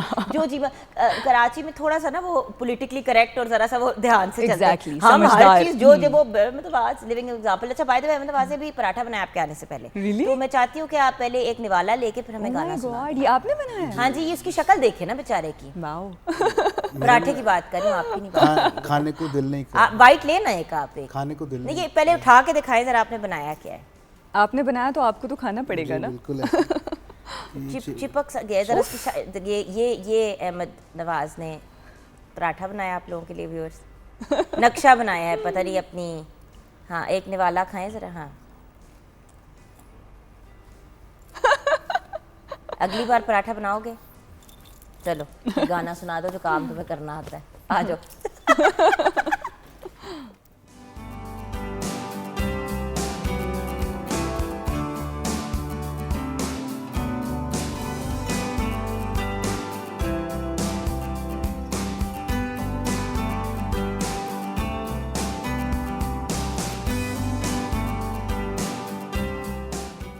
Welcome back from the break viewers. Sidra Niazi Khan हमारे साथ है, बहुत ही खूबसूरत, हसीन, मतलब कोई, मैं कहती हूँ कि कुछ लोग होते हैं ना, कहते हैं इनकी इससे शक्ल मिलती है, इनकी मतलब ये वो वाला चेहरा है जिनसे लोग कहेंगे यार मेरी भी तो सिद्रा से शक्ल मिलती है ना थोड़ी थोड़ी। माशाल्लाह माशाल्लाह, अल्लाह मियाँ ने बहुत फुर्सत से, जैसे मेरी बिल्कुल भी नहीं, आप तो अल्लाह आपको खुश रखे। बस मैं हमेशा आपके लिए दुआ करती हूँ कि अल्लाह आपको खुश रखे। और ब्रेक के दौरान उसने रिक्वेस्ट कर दी इस तरह जिसे अहमद नवाज ने कि जी कोई प्रोजेक्ट हुआ तो ज़रूर मुझे भी प्लीज़ कंसिडर कीजिएगा। आपको भाई बना लेंगी वो जी इंशाल्लाह में, ठीक है ना? जैसे मेरे साथ भी मूवी में आप मेरे भाई बने हैं। मेरी किस्मत। तेरा भाई मेरा भाई सबका भाई, अहमद भाई अहमद खान, ठीक हो गया ना? अच्छा, अगर आप इजाज़त दे तो मैंने एक दो बड़े अहम सवाल पूछने, क्योंकि आप ऑनर गई हैं तो फ़ौरन से पहले ये सवाल आने शुरू हो गए कि उनसे पूछें कि वो कौन सा कैरेक्टर प्ले करना चाहती हैं, क्योंकि अभी तो 2 साल हुए ना। अभी 2 साल, क्योंकि इतने सारे हर किस्म के तो नहीं प्ले किए। नहीं, बिल्कुल भी नहीं किया। अच्छा जुगन, ऑनेस्टली मैं बहुत लंबा नहीं देखती ख़ुद को बहुत ज़्यादा टाइम के लिए इस फील्ड में। मुझे लगता है कि जिस तरह भी ये ब्रेक में भी आपने कहा ना, एक हर बंदे की एक अपनी पर्सनालिटी टाइप होती है, हर इंसान डिफरेंट होता है। तो मुझे लगता है कि मुझे थोड़ी सी ज़्यादा एफ़र्ट और स्ट्रगल करनी पड़ती है टू फिट इन इस फील्ड में, इस सारे उसमें अपने मिजाज की वजह से। तो मुझे लगता है कि मैं बहुत ज़्यादा टाइम नहीं कर सकती। जैसे आप होते ना बहुत लॉन्ग टर्म ख़ुद को देखते हैं बहुत आगे जाता हुआ, मुझे इतना ज़्यादा नहीं लगता। मुझे लगता है मैं थोड़े से टाइम के लिए काम करूँगी यहाँ। अच्छा, ये वाली चीज़, ये क्लिप हम अपने पास रखेंगे और जब 10 साल बाद सिद्रा को, चलो मैं यहाँ हूँ या ना हूँ, इंशाल्लाह सिद्रा तो इस फील्ड में होंगी, तो फिर कोई और होस्ट ये क्लिप चलाएंगे, आपने तो कहा था 10 साल, अब जवाब दे हमें, अब जो आपने कमाया 10 साल में हमें दे वापस। नहीं, अब हमें दे। अच्छा, बट एनी कैरेक्टर यू। अच्छा, मैं आपको बताती हूँ, इस आपकी बात से मुझे ये आया कि मैंने कम ड्रामे देखे हैं खुद से, बट मैंने एक ड्रामा देखा था जो सनम सईद का था, ज़िंदगी गुलजार है। उस ड्रामे में बहुत ज़बरदस्त, वो लिखा हुआ भी बहुत अच्छा था, उसकी स्टोरी बहुत अच्छी थी और सनम ने जैसे वो किया और जो सनम का बोलने का स्टाइल है वो भी बहुत अच्छा है। तो वो जैसे वो बहुत ही सलीस उर्दू में बहुत खूबसूरत लिखा हुआ वो था और वो पूरा वो डायरी लिखते हुए कुछ बातें बोलती हैं जो अपना आपका थॉट प्रोसेस होता है कि आप चीज़ों को, सिचुएशन को देख के कैसे सोचते हैं, कैसे उसके बारे में आपका वो सब चल रहा होता है। तो वो चल रहा होता था उनका वॉइस ओवर या जो भी वो चीज़ होती है। तो मुझे कोई ऐसा कैरेक्टर मेरा होता है कि अगर कभी मुझे ऐसा मौका मिले तो मैं वो करूँगी जिसमें आप जो सोच रहे हैं वो पूरा चल रहा है, आप वॉक कर रहे हैं, आप बस के लिए खड़े हुए हैं बस स्टैंड पे, पर आपका जो भी आप पूरी परसीव कर रहे हैं, जो आप सोच रहे हैं वो चल रहा है। जहन में एक वो जो कहते हैं ना, हमेशा कहती हूँ फिल्म चल रही होती है, बिल्कुल बिल्कुल, किसी की रोमांटिक कॉमेडी चल रही होती है, जैसे कि अहमद नवाज की 24 घंटे चल रही होती है एक रोमांटिक कॉमेडी दिमाग के अंदर, मेरे दिमाग में एक हॉरर फिल्म चल रही होती है, आपके दिमाग में वो जो कहते हैं ना जो ब्यूटीफुल आर्ट फिल्म्स होती है वो प्रॉबेबली चल रही होती है। हर बंदे की पर्सनैलिटी फर्क अलग अलग होती है। ओके, सो अगर फ्यूचर में कम देखती हो ये काम तो फिर क्या हो सकता है कि लिखने का जहाँ से शुरू किया था मे बी उसी जगह पे आप वो पूरा कंप्लीट करके वहीं पर पहुँच जाएं। तो हो सकता है कि मैं लिखूं और जो जब इस फील्ड में काम करने के बाद हो सकता है कि जो आप ऑब्ज़र्व करते हैं चीज़ें, पहले तो आप दूर से बैठ के करते हैं, जब आप उसका हिस्सा बन जाते हैं तो आप और तरीके से चीज़ों को ऑब्ज़र्व करते हैं, आपको समझ आती है डिफरेंट कैरेक्टर्स कि वो कैसे जाते हैं। जब हम सेट पे जाते हैं तो आप वो कैरेक्टर लेके जाते हैं साथ में, फिर आप उसकी तरह बिहेव करते हैं, सोचते हैं। अर्थ एक फिल्म थी जो महेश भट्ट ने बनाई थी और वो उनकी अपनी ज़िंदगी के करीब थी। उन्होंने जिस तरीके से वो बनाई वो उस वक्त तो बहुत बड़ी फ्लॉप थी, बट आज उसको एक क्लासिक कंसिडर किया जाता है। मैं हमेशा यही सोचती हूँ कि हमारी इंडस्ट्री के अंदर जो रह चुके हैं स्क्रीन वाले, जब तक वो नहीं लिखेंगे तब तक असल जो कहानी है ना वो सामने नहीं आएगी। बिल्कुल, और ये कितनी अच्छी बात है। और मुझे ये लगता है जिस तरह लिखने का पहले भी था, पर मुझे अब ये लगता है कि ये तो सारी चीज़ें मिस हो जाती जब आप खुद इसका पार्ट हैं, खुद देख रहे हैं, ऑब्जर्व कर रहे हैं उस बात को, उस चीज़ को एक्सपीरियंस कर रहे हैं, उसको जी रहे हैं उस सारी उसको, तो उसके बाद अगर आप लिखें तो वो ज़्यादा अच्छे से आई थिंक आप कर सकते हैं वो काम। अच्छा, और फाइनली आजकल किन प्रोजेक्ट्स पे काम हो रहा है, किधर हम आपको देखेंगे सून? आजकल मैं 2 प्रोजेक्ट्स जो हैं उन पे काम चल रहा है। दोनों प्राइवेट चैनल्स के लिए हैं और एक फैमिली स्टोरी है, फैमिली ड्रामा है, बड़ी अच्छी उसकी डिफरेंट स्टोरी है, और एक जो है मतलब इसी तरह जो लव ट्रायंगल और जो होती हैं नॉर्मल हमारे यहाँ जिस तरह की स्टोरीज बनती हैं, तो इस तरह की मैं 2 प्रोजेक्ट्स पे मैं काम कर रही हूँ अभी। कर रही हैं और वो कराची में हो रहा है? कराची में हो रहा है। वंडरफुल, शुक्र है हमें लाहौर में हमारी हसीना मिल गई। अच्छा, एंड फाइनली कुछ आपसे 1-2 ज़रूरी सवाल पूछने हैं आपकी, क्योंकि बोलने का उर्दू और अंग्रेज़ी का दोनों ही अंदाज़ बहुत अच्छा है, तो हम आपसे उर्दू के मुहावरे अंग्रेज़ी में ट्रांसलेट करवाएंगे। ख्याली पुलाव पकाना।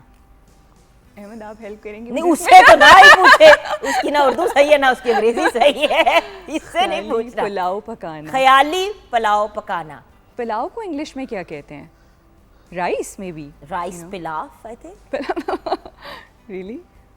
Brain rice pilaf cooking. दीवारों के भी कान होते हैं। दीवारों के भी कान होते हैं। आप करें, आपने ज्यादा नहीं, मैं क्यों? ये तो मेरा टेस्ट हो रहा है।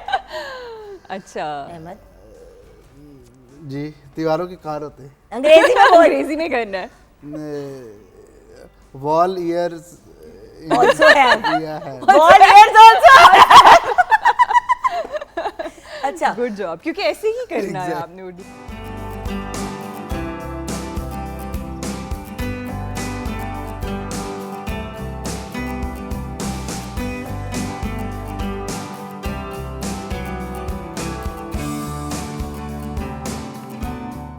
Welcome back viewers.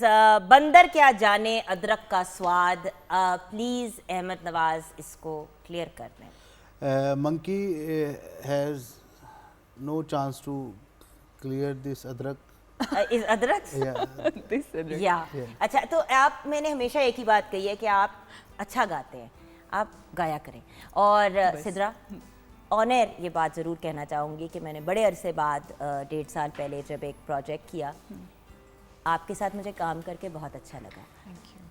इसलिए नहीं क्योंकि आप बेहतरीन एक्ट्रेस हो और आप बहुत खूबसूरत हो, वो तो आप हो ही, लेकिन बहुत कम लोग होते हैं जो इतने वार्म, स्वीट, वेलकमिंग और इतने पॉजिटिव होते हैं। आजकल बहुत से लोग जो फील्ड में नए नए आते हैं उनमें बहुत ज़्यादा मूड के दूसरे रवैयों के प्रॉब्लम्स होती हैं, बट जितना आपका अच्छा लविंग और अंडरस्टैंडिंग एटीट्यूड था, और मैं भी स्ट्रगल कर रही थी बिकॉज यू नो इतने अरसे बाद जब वापस आओ और मेरा इतना ज़्यादा वेट बढ़ा हुआ था, मैं इतनी सेल्फ कॉन्शियस थी, इस लड़की ने इतना प्यार किया और हम पहली दफ़ा मिले थे। सो आई हैव टू से दिस ऑन एयर। मैं चाहती थी कि किसी वक्त ऑन एयर मैं ये बात कहूँ कि अगर जेन्युइनली इस फील्ड में किसी प्यारे इंसान से मिलना है ना, तो वो सिद्रा नियाज़ी खान है, and you'll be very lucky if you get to work with someone like her. Thank you so Bless you, much. my darling. Thank I love you. you very Thank you much. so much. And Thank you. thank you Means for a coming on lot. the show. Thank you. Thank you so much, आपने तारीफ की। अहमद नवाज, आपके बारे में यही कह सकती हूँ कि इनको गाना डेडिकेट कर दें और शो ख़त्म कर दें, ख़त्म कर दें शो को।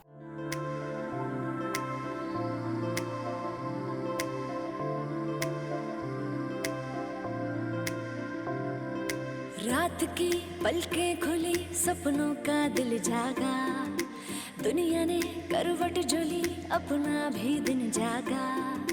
रात की पलकें खुली,